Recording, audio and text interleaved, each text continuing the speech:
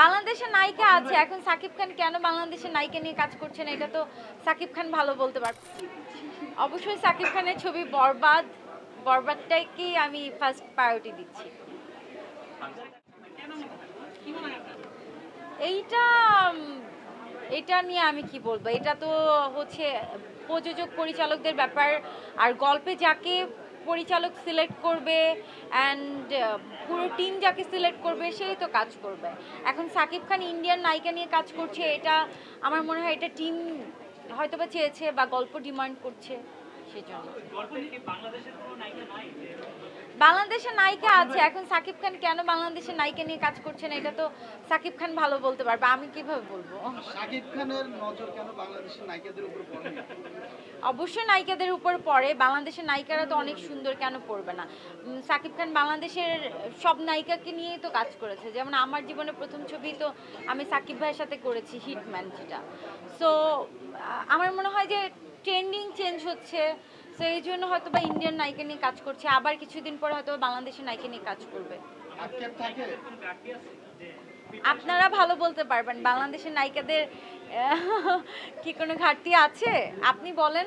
নায়িকারা কি কম সুন্দর? অবশ্যই সুন্দরী, কিন্তু ঘাটতি না ঘাটতি এটা কোনো বিষয় না। আমার কাছে মনে হয় হয়তো বা স্ক্রিপ্টে ডিমান্ড করে বা পরিচালক প্রযোজকরা ডিমান্ড করে, সেই জন্য। ঈদের কোনো বাজেট নেই আসলে, আনলিমিটেড বাজেট আছে আমার। আমি যা পছন্দ করছি, আমার যা ইচ্ছে হয় আমি তাই কিনছি। আসলে ঈদ বছরে একবার আসে, কোনো বাজেট রেখে আমার মনে হয় না কেনাকাটা করা হয়। আমার কখনোই করা হয় না। যার মানে অনেকে হয়তো বাজেট একটা লিমিটেশন থাকে, কিন্তু আমি তো সারা বছরই শুটিং করি, সারা বছরই ইনকাম করি, আমার টাকা জমাই। সো আমার মনে হয় যে এই একটা রোজার ঈদে যদি আমরা বাজেট লিমিটেড করে রাখি তাহলে হবে না। আমার যা ভালো লাগছে আমি কিনছি, যা মন চায় আমি শপিং করছি, আত্মীয় স্বজনদের জন্য কেনাকাটা করছি, এই তো। ড্রেসের কোনো প্রাইস আমি বলবো না, ড্রেসের প্রাইস বলা উচিত না আমার কাছে। ঈদে আমাদের প্ল্যান আছে দেশের বাইরে কোথাও ঘুরতে যাওয়ার। আপনারা অনেকেই জানেন আমার বিয়ের পর আমরা হানিমুনেও কোথাও যাইনি। সো তেমন একটি প্ল্যান আছে, যদি আমাদের ভিসা সংক্রান্ত কোনো ঝামেলা না থাকে আমরা ঈদে চেষ্টা করবো দেশের বাইরে কোথাও যাওয়ার, ঈদের পরে। না, স্যানজেন ভিসার জন্য অ্যাপ্লাই করেছিলাম, স্যানজেন ভিসা হতে অনেক টাইম লাগবে, আর এই জন্য স্যানজেন ভিসা এখন আমরা পাইনি। সম্ভবত মালয়েশিয়া, সিঙ্গাপুর এরকম কিছু একটা প্ল্যান আছে। সবাইকে ঈদের অনেক অনেক শুভেচ্ছা, ঈদ মোবারক।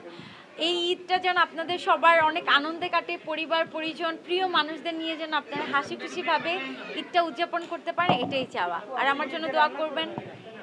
ঈদ মোবারক।